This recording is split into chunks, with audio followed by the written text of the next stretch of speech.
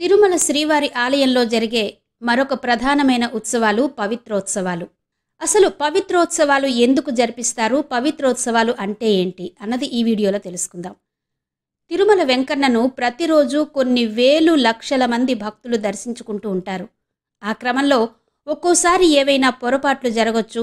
పురిటి మైల, మరణ శౌచం ఇలా ఏవైనా పొరపాట్లు జరిగే అవకాశం ఉంది. కేవలం భక్తుల వల్లనే కాకుండా ఒక్కోసారి ఆలయంలోని సిబ్బంది వల్ల కానీ, ఇతరుల వల్ల కానీ, తెలిసి తెలియక ఏ ఇతర కారణాల వలన కానీ పొరపాట్లు జరిగే అవకాశం ఉంది.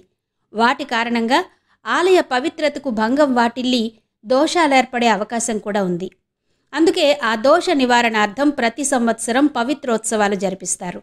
ఈ పవిత్రోత్సవాలు సాధారణ శకం 1464 సంవత్సరం నుంచి నిర్వహిస్తున్నట్టుగా ఆలయ శాసనాలు చెబుతున్నాయి.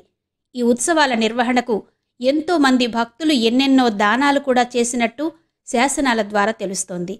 అయితే 1562 తర్వాత ఈ ఉత్సవాలు నిలిచిపోయాయి. మళ్ళీ 1962 నుంచి ఈ పవిత్రోత్సవాలు నిర్వహిస్తున్నట్టు తెలుస్తోంది. ప్రతి సంవత్సరం శ్రావణ మాసంలో 3 రోజుల పాటు అత్యంత పవిత్రంగా వైదిక ఆచారాలతో ఈ ఉత్సవాలు నిర్వహిస్తారు. శ్రావణ మాసంలోని శుద్ధ దశమి, ఏకాదశి, ద్వాదశిలలో ఈ పవిత్రోత్సవాలు నిర్వహిస్తారు. ఈ ఉత్సవ క్రమం ఎలా ఉంటుందంటే, పవిత్రోత్సవాలకు ముందు రోజు అంటే శ్రావణ శుద్ధ నవమి సాయంత్రం స్వామి సేనాధిపతి అయిన విశ్వక్సేనుడు పల్లకిపై తిరువీధుల్లో ఊరేగుతూ ఆలయ నైరుతి దిశలోని వసంత మండపానికి చేరుకుంటారు. అక్కడే భూమి పూజ చేసి, మృత్సంగ్రహణం చేసి ప్రదక్షిణగా ఆలయ ప్రవేశం చేస్తారు. ఆ రాత్రే ఆలయంలోని అంకురార్పణ మండపంలో నవధాన్యాల బీజావాపం అంటే అంకురార్పణ చేస్తారు. తొలి రోజు శ్రీదేవి, భూదేవి అమ్మవార్లతో మలయప్ప స్వామి పవిత్రోత్సవ మండపానికి వేంచేపు చేస్తారు. అక్కడ పవిత్రాలు సమర్పిస్తారు. పవిత్రాలు అంటే రంగురంగుల అద్దాలతో తయారు చేసిన పట్టుదండలు.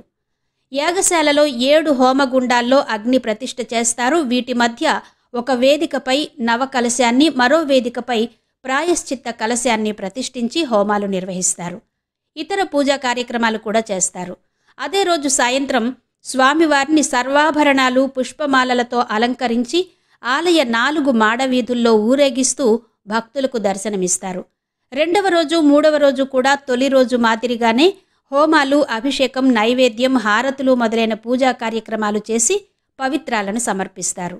ఇవి తిరుమల శ్రీవారి ఆలయంలో జరిగే పవిత్రోత్సవాల వివరాలు.